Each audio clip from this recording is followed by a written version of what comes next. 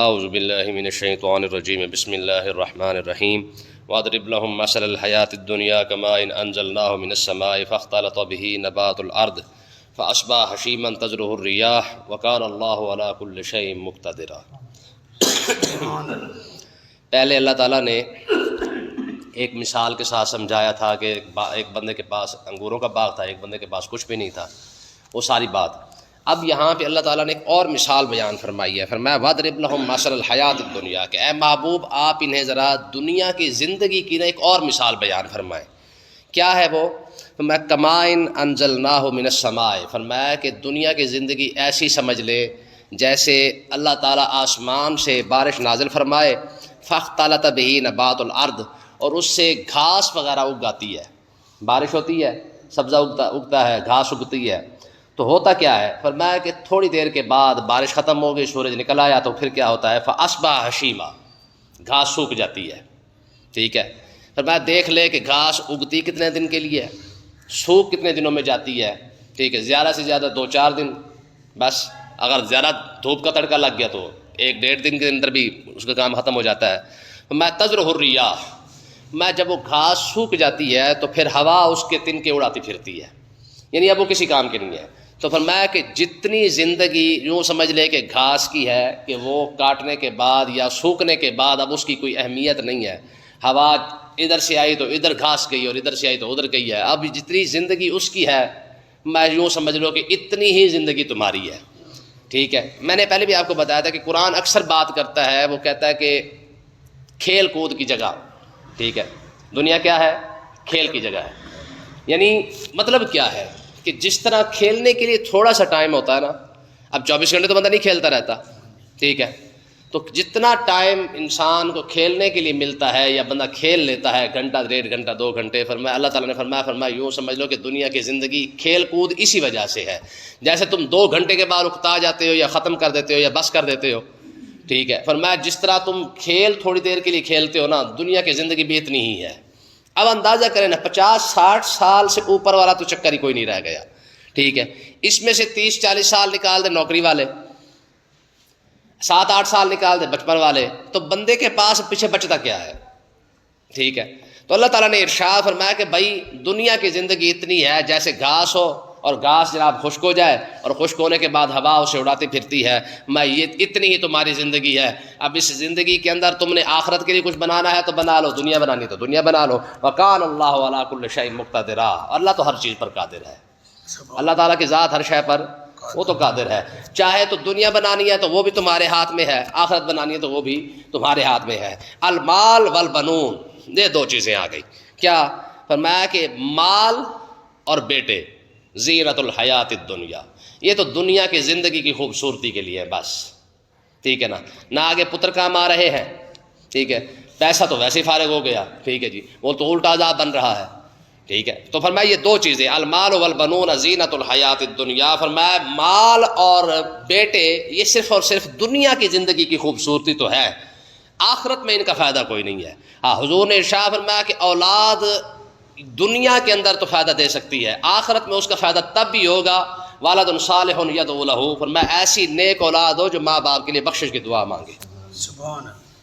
تب تو چلو اولاد کا فائدہ ہے، ٹھیک ہے۔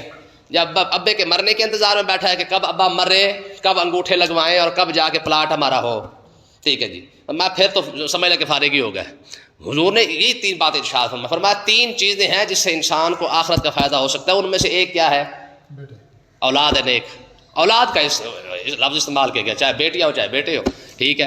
تو میں کہ بھائی حضور نے شاہ فرمایا نیک اولاد کا فائدہ، نیک اولاد کیا ہے کہ وہ اس کے لیے بخشش کی دعا مانگتے رہے، اس کا مطلب یہ ہے کہ نیک ہونے کے حضور نے والد صالح یدعو لہ، حضور کے الفاظ کیا ہے، میں اس کا مطلب یہ ہے کہ اولاد نیک ہی ہوگی، اس کی نشانی یہی ہے کہ وہ اپنے ماں باپ کے لیے بخشش کی دعا مانگے، ٹھیک ہے۔ یہ ماں باپ کے لیے بخشش کی دعا نہیں مانگ سکتا، سے یہاں پہ دعا کے الفاظ ہیں، ٹھیک ہے، یہاں پہ آپ کلخانی کریں یا نہ کریں، چلیسواں کریں یا نہ کریں، جہاں پہ آپ دعوت کریں، صدقہ خیرات کریں یا نہ کریں، لیکن حضور نے جو نیک اولاد کی نشانی بتائی ہے نا، وہ کیا ہے؟ وہ دعا ہے، ٹھیک ہے۔ فرمایا والد صالح، کیا نیک اولاد کون سی ہے؟ یدعو لہ، جو اپنے ماں باپ کے لیے بخشش کی دعا مانگے. ٹھیک ہے. ہاں بخشش کی دعا مانگ رہا ہے اپنے ماں باپ کے لیے تو حضور نے اس کی گواہی دی ہے, فرمایا اچھا بیٹا ہے یا اچھی بیٹی ہے یا اچھی اولاد ہے. ٹھیک ہے. اگر دعا نہیں مانگ رہا تو پھر فائدہ کوئی نہیں ہے. دیکھیں نا کتنی بڑی بات ہے, آپ ساری نماز پڑھ لیتے ہیں, سبحانک اللہم سے شروع کر لائیں. ٹھیک ہے. عطیات بھی پڑھ لیا ہے, درود شریف بھی پڑھ لیا ہے, اس کے بعد کیا کہا جا رہا ہے, ربنا اغفر لی والوالدی, مالک مجھے بھی بخش میرے ماں باپ کو بھی بخش. اس کا مطلب کیا نکلا کہ رب نے دعا کی اہمیت کتنی بڑی ہے. فرمایا کہ نماز تو چلو پڑھ لیے, کم سے کم ابا اماں کے لیے بخشش کی دعا تو مانگنا, اس سے پہلے تو رب نے تو نماز بھی مکمل نہیں کرنے دی ہے. ٹھیک ہے نا, کتنی بڑی بات اور کتنی بڑی اہمیت ہے. حضور نے نیک اولاد کی یہ نشانی بتائی ہے کہ والد صالح یدعو لہ. ٹھیک ہے جی. نیک اولاد وہی ہے جو اپنے اماں کے لیے اور ابے کے لیے بخشش کی. یار 24 گھنٹوں کے اندر ایک دفعہ الحمد شریف پڑھ کے بھی ابے کو نہیں دے سکا, 24 گھنٹے ہے, کل اللہ پڑھ کے بھی نہیں دے سکتا. اور کون سے تیرے پیسے لگ جانے ہیں, کون سا تجھے نہ قبرستان جا, چلو نہیں ٹائم ملا آج نہ صحیح کل نہ صحیح. دیکھیں نا جی, یہ کہا گیا کہ قبرستان کب جانا چاہیے, فرمایا کچھ نہ صحیح سارا ہفتہ ٹائم نہیں نا, جمعے چلا جا. یہ تو کہا گیا نا, کیوں جمعے کا روز کا کیوں نہیں کہا گیا؟ فرمایا روز کیونکہ شریعت جانتی ہے, حضور جانتے ہیں, اللہ رب جانتا ہے کہ میرے بندوں کے پاس اتنا ٹائم کوئی نہیں ہے, دنیا کے جھگڑے ختم ہونے پہ نہیں آتے ہیں, روٹی کمانی ہے, پیسہ کمانا ہے, آخر گھر بار چلانا ہے, زندوں کے لیے تو کوئی جہنم کا جو پیٹ ہے وہ تو پالنا ہی پالنا ہے نا. ٹھیک ہے جی. تو فرمایا کیا ہے, فرمایا کوئی بات نہیں, سارا ہفتہ تیرے پاس ٹائم نہیں نا, تو کیا کر, جمعے والا دن چلا جا. میں جمعے والا دن جا کے ماں باپ کے قبر کی خالی زیارت کر کے آ جا, اللہ تعالیٰ اس کا بھی ثواب عطا فرمائے گا. اور کتنا ثواب ہے, فرمایا ماں باپ کو سب سے زیادہ خوشی قبر کے اندر تب ملتی ہے جب اولاد اس کے ملنے کے لیے جاتی ہے.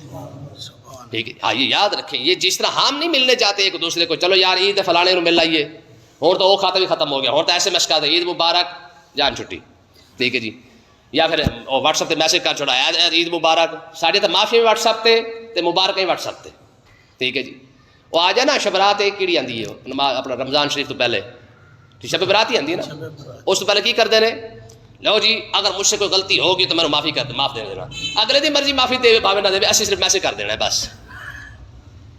یہ بھی ہمارے خام خواہ کا ٹرینڈ چلا ہوا ہے. ٹھیک ہے جی. معافی اسی جی معافی منگی ہے, بھائی تیرا معافی منگنا مین نہیں ہے, اگلے کا معاف کرنا ضروری ہے. بات سمجھے ہی کہ نہیں ہے. اب ایک بندہ قتل کر کے کھڑا ہوا ہے, ٹھیک ہے, سزا ہو گئی اسے, جج نے کہہ دیا, قاضی نے کہہ دیا کہ ٹھیک ہے بھائی قتل کیا تھا, قتل کے بدلے قتل ہے, اب اسے بھی قتل کر دو. اب وہ کیا کہتا ہے, جی میں نے معافی دے دو, معافی مانگ رہا ہے نا وارثوں سے, معافی مانگی جا رہا ہے, اور جج کو آ جا کے کہہ رہے جی میں تو 100 دفعہ معافی مانگ چکا ہوں, میرے قتل کیوں کیا جا رہا ہے. تو جج بھی انہوں نے کہا بے وقوف, آپ معافی منگنا مین چیز نہیں ہے, معاف کر دینا مین چیز ہے. بات وجہ نہیں کہ نہیں آ رہی ہے. اسی صرف میسج کر دینا ہوتا, لا جی شبرات آ گئی, تاری مہربانی, اس سال جتنے بھی خرچہ ماریاں نے سارے معاف کر دو, اگلے سال نمی سمی پھر صحیح. ٹھیک ہے. تو معافی مانگنا کمال نہیں, معاف کر دینا یہ سب سے بڑی بات ہے. اگلا معاف کرے بھی تو صحیح نا. ہمارے بزرگ فرماتے ہیں یہ جو رب ہے نا, اللہ کی بارگاہ اقدس میں توبہ کرنے کی مثال ایسی ہے. فرمایا فقیر ہے نا, فقیر کی عادت دیکھی ہے, میں فقیر جب بھی اس کو آپ ایک بار آ کے کنڈا کھڑکائے گا, آپ اسے گالی دے کے جان چھڑا لو, وہ نکل جائے گا, لیکن دروازہ نہیں چھوڑتا, اگلے دن پھر آ جائے گا, اگلے دن پھر آ جائے گا, اگلے دن پھر آ جائے گا. چوتھے پانچویں بار جب وہ کھڑکاتا ہے نا تو بندے کو خود کو شرم آ جاتی ہے, روز ہی آ جاتا ہے, چلو کچھ نہ کچھ دے ہی دو. ٹھیک ہے نا. فرمایا توبہ کی مثال خدا کی قسم یہی ہے کہ کھڑکاتے رہو کہ مالک کا دیکھ لے جناب اللہ, ہم نے تیرا دروازہ نہیں چھوڑا, رب کبھی تو کرم فرما ہی دیتا ہے. سمجھ آئی کہ نہیں ہے, یہ حقیقت ہے. تو بہرحال اللہ تعالیٰ نے ارشاد فرمایا المال والبنون زینت الحیات الدنیا, فرمایا یہ جو پیسہ اور کیا ہے مال, یہ دنیا کی زندگی کی خوبصورتی ہے. پیسہ کیا ہے, علماء نے بڑی بات کی ہے, فرمایا تیرا وہی ہے جو تو خود رب کی بارگاہ میں دے کے جا رہا ہے, باقی تو بھائی کسی اور کا ہی ہے. ہمارا کیا ہے, 6 مربے ساڑھے نے, فلانی فیکٹری ساڑھی ہے, تیری نہیں ہے, پچھلیاں دی ہے.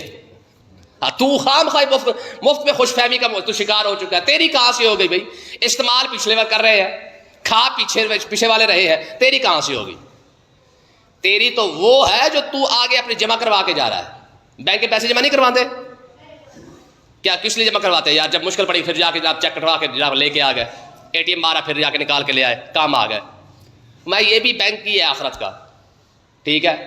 جو دے کے جا رہا ہے آخرت میں نکل بھی تو رہا ہے نا, اور یہاں تو چلو سود لگ جاتا ہے, ادھر تو پھر کیا کہا, میں 1 دے 70 آ کے لے لی.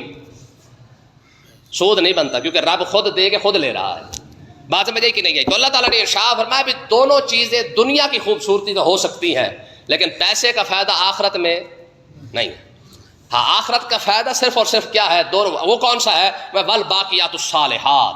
جو نیک عمل ہے نا، آخرت کی کرنسی تو بھائی وہی ہے. اس کے علاوہ کوئی کہے جی پیسہ یہ اگر بن جائے ہمارا، یا پیسوں سے ہماری بات بن جائے، یا پتروں سے بات بن جائے کہ جناب 6 بیٹے ہمارے کھڑے ہوئے ہیں، ٹھیک ہے، سارے تگڑے جوان ہیں، میں کوئی فائدہ کوئی نہیں ہے. والباقیات الصالحات. ہاں نیک جو کام ہے نا، جو صدقہ اپنے ہاتھ سے کر گیا ہے، جو خیرات اپنے ہاتھ سے کر گیا ہے.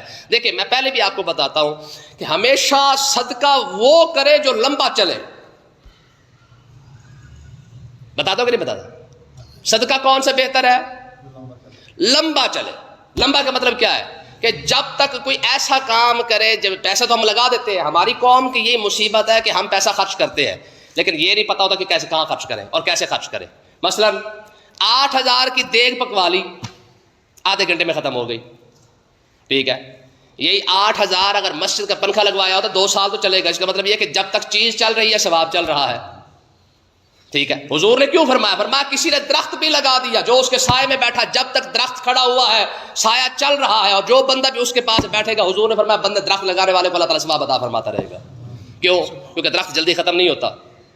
اس نے بڑھنا ہے، جوان ہونا ہے، پھر اس کے بعد اس کی جناب والا سائے بڑھنے ہیں، پھر اس کے بعد اس کے پتے نکلنے ہیں، بڑا ٹائم نکال جاتا ہے. 10 سال اگر درخت کھڑا ہوا ہے یار، اس کا مطلب یہ کہ 10 سال تک بندے کو ثواب تو مل رہا ہے نا، ہے کہ نہیں؟ مسجد کو دیکھ لے، ٹھیک ہے، ہمارے پیدا ہونے سے پہلے کی ہے اور ہمارے مرنے کے بعد تک چلتی رہنی ہے. اور حضور نے تو ارشاد فرمایا واحد یہ مسجد ہی ہے، ٹھیک ہے، یہ مسجد، یہ واحد مسجد ہی ہے کہ رب پوری زمین کو برباد کر دے گا. اذا زلزلت الارض زلزالہا، ٹھیک ہے، سارا کچھ ختم ہو جائے گا، لیکن یہ نہیں ختم ہوگی. کیوں؟ اسے قیامت سے پہلے اٹھا کے جنت کے اندر رکھ دیا جائے گا. ہاں مسجد کا یہ فائدہ ہے. تو اس کا مطلب یہ ہے کہ مسجد میں یا مدرسے میں لگانے کا کتنا فائدہ ہے؟ جب تک مسجد یا مدرسہ چل رہا ہے ثواب ملتا جا رہا ہے، ٹھیک ہے نا. تو اس لیے ہماری قوم کو غلط لگایا گیا، یہ کھانے پینے پر لگا دیا گیا. لو جی یاری آ گئی تو جناب کھانا پینا شروع، کیا یاری والے کو ثواب ہے؟ بھائی یاری والے کو ثواب دے رہا ہے تو ذرا وہ کام کرنا یاری والے کو لمبا ثواب ملتا رہے. یاری والے کے نام پہ دیگ جو دینی ہے، یاری والے کے نام پہ مسجد بنوا دے، یاری والے کے نام پہ کوئی طالب علم پڑھا دے، یاری والے کے نام پہ کوئی جناب والا کوئی مسجد کے دیوارے کو کام کروا دے، کوئی سیمنٹ لگا دے، کوئی ریت لگا، کوئی بجری لگا، کہہ دے یہ یاری والے کا ثواب ہے.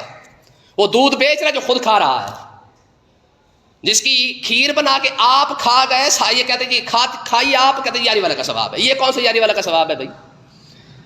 یاری والے کا کام بھی یاری والا ہونا چاہیے. یاری والے نے تو مدرسہ قادریہ بنایا، 1,00,000 مفتی اعظم یاری والے نے خود پڑھا کے جو ہے انہوں نے فارغ کیا ہے، ٹھیک ہے. تو کام وہ کرے جو لمبا چلے، جب تک چلتا رہے گا ثواب ملتا رہے گا، ٹھیک ہے. اللہ تعالیٰ نے ارشاد فرمایا والباقیات الصالحات، بھائی آخرت میں جو چیزیں کام آئیں گی وہ کیا ہے؟ نیک اعمال ہے. خیر عند ربک ثوابا، وہ بات آ گئی، میں بہترین ثواب تیرے رب کے پاس ہے. ثواب کا مطلب اجر، انعام، ٹھیک ہے. میں تیرا اجر وہاں محفوظ ہے، یہاں پہ تیرے ذرے برابر بھی کمی نہیں کی جا رہی ہے. جو تو دے کے جائے گا وہ وہاں تجھے مل ہی جانا ہے، ٹھیک ہے. وخیر و ثواب و خیر و عملا، میں بہترین امید بھی رب کے پاس ہے، بہترین اجر بھی رب کے پاس ہے. یہ دونوں چیزیں رب کے پاس ہے. اگر جس کے چاہیے وہ وہاں پہ آ کے، حضور نے کیا ارشاد فرمایا وہاں تو اتنی حفاظت کی جا رہی ہے کہ اگر تو کھجور، کیا آدھی کھجور بھی صدقہ کر کے آ رہا ہے تو قیامت والا دن اسے بڑھا کے جناب اللہ کیا جا رہا ہے؟ بندے کو واپس کیا جا رہا ہے کہ لے میاں تیری کھجور آ گئی. کوئی سوچ سکتا ہے قیامت والے دن جب بندے کو اود پہاڑ کے برابر کھجور ہی دے دی جائے کہ لے بھائی یہ تیری کھجور ہے؟ یہ حدیث پاک ہے کہ قیامت والے دن جب اللہ کی بارگاہ میں بندہ حاضر ہوگا نا تو اللہ تعالیٰ ارشاد فرمائے گا میاں تیرے تو اعمال جو ہے وہ تو پہاڑوں کے برابر ہے. وہ عرض کرے گا پروردگار میں تو ساری زندگی چاہ دے ہوٹل سے کاٹ چھوڑی، میں تو کیتی کوئی نہیں، میرے پاس اتنا ثواب کہاں سے آ گیا؟ ٹھیک ہے، میری تو ساری زندگی ایسے گزر گئی، میں نے تو ثواب اتنا کمایا نہیں جتنا مجھے دکھایا جا رہا ہے. تو اللہ تعالیٰ فرمائے گا میاں تو نے نہیں کیا نا، تیرے پیچھے والے کرتے رہے ہیں، وہ تجھے بھیجتے رہے ہیں. لیکن یہ چیز ہے یار، کم سے کم اولاد کو اس قابل تو بنا جانا کہ کم سے کم ہاتھ اٹھا کے پیچھے کچھ نہ صحیح روزانہ کل اللہ پڑھ کے تو پیچھے دیتی رہنا. آپ اولاد کے ذمہ لگا دیں کہ بھائی جائیداد میں حصہ چاہیے نا تو میرا جنازہ تسی پڑھانا ہے. لا سارے نو دعا کنوتا نہ یاد ہو جائے تو گل ختم ہو گئی. ہاں یہ رکھو تو صحیح ہے شرط, ٹھیک ہے. انہیں کہا بھائی جی 4 مرلے چاہیے نا, جنازہ پڑھا کے لے ساری دعا سارے جناب میں ادھے مولوی نہ بن کے تو گل ختم ہو گئی. ہم لوگ نا صرف اور بس کیا میٹھا میٹھا بس وہ کر کے جناب ہے اولاد جو بے اولاد کو گولی مار, اسے کہا تو میرا جنازہ پڑھانے کے قابل نہیں, تو میری کون سی اولاد ہے کہ نہیں ہے. یہ نسخہ آزما کے دیکھیں اپنی اولاد بڑے بیٹے کو, انہوں نے کہا شاباش بھائی جنازہ تو پڑھانا ہے, چھوٹے کو کہنا ہے غسل تو نے دینا ہے, اس سے چھوٹے کو کہے کہ کفن تو نے جناب اللہ مجھے پہنانا ہے تو نے مجھے. دیکھو سارے سدھے نہ ٹلی ورگے, انہوں کو پتہ بھی اگر جنازہ نہ پڑھا تو 2 مرلے گھٹ جائیں گے. سمجھ آئی کہ نہیں آئی. یہ بڑا لاجواب نسخہ میرے ذہن میں آیا, میں نے کہا چلو ذرا اس کو بھی آزما کے دیکھیں. انہوں نے کہا شاباش بھائی جنازہ پڑھائے گا 2 مرلے ہوں تو زیادہ. اللہ پاک سمجھنے کی توفیق عطا فرمائے.